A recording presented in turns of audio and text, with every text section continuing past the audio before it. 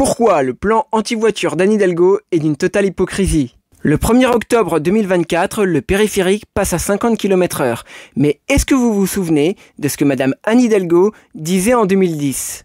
Dans une émission de radio, elle annonçait dans le plus grand des calmes « Il faut pourrir la vie des automobilistes afin de les dégoûter de la voiture pour qu'ils arrêtent de la prendre. » Je cite « Nous avons fait un travail remarquable avec Bertrand Delanoë en supprimant un maximum de stationnement pour que les gens ne puissent plus se garer.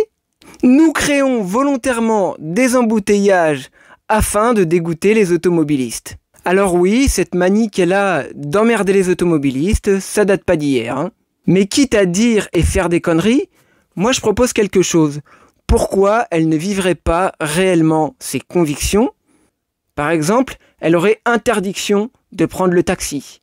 Elle aurait interdiction d'utiliser ou de consommer un produit qui a été transporté par des camions qui consomment du diesel ou de l'essence. Par exemple, on pourrait interdire à Madame Anne Hidalgo de faire ses courses au supermarché ou ailleurs, étant donné que les produits sont transportés par camion. Rappelez-vous ce qu'elle a dit, « Je préfère voir des boutiques que des camions de livraison. » Mais les boutiques, elles sont livrées par des camions qui consomment du diesel. Bien sûr, elle n'aurait évidemment pas le droit de commander quoi que ce soit sur Internet et de se le faire livrer, puisque les livreurs transportent des colis avec des camions qui roulent au diesel.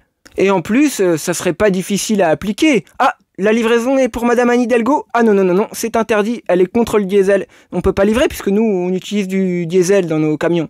La livraison de légumes bio pour Anne Hidalgo? Ah non. C'est impossible, on ne peut pas livrer la commande.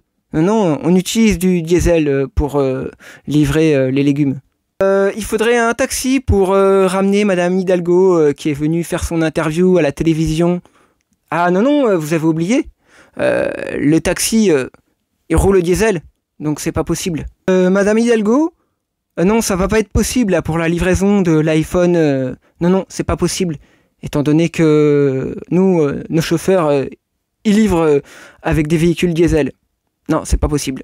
Et le plus ironique dans l'histoire, c'est que c'est cette même dame qui fait interdire la vente de diesel dans la capitale, alors que les ambulanciers, les policiers, les gendarmes, les médecins, les livreurs, les taxis, les bus, en bref, plein de gens utilisent du diesel pour justement tous les services qu'il y a dans la capitale. Bravo, hein? C'est pas un petit peu hypocrite, ça? Il faut vivre réellement ses convictions, sinon ça marche pas. Et au-delà de ça, on a quand même le droit d'être libre, de rouler avec ce qu'on veut normalement. On est dans un pays où on est censé être dans un pays libre de liberté. Et en fait, on se rend compte de plus en plus que c'est pas le cas. On veut nous forcer à acheter des véhicules électriques dont on ne veut pas. On n'en veut pas. On préfère les voitures thermiques. En plus, les véhicules électriques, ça marche pas aussi bien que le gouvernement veut que nous faire croire.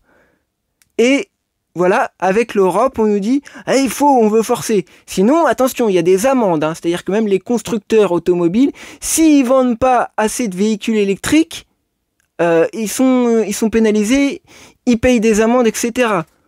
Donc, en gros, il faudrait qu'on soit patriote ou je sais quoi. Il faudrait qu'on se fasse entuber en les achetant. En fait, on devrait être forcé de les acheter.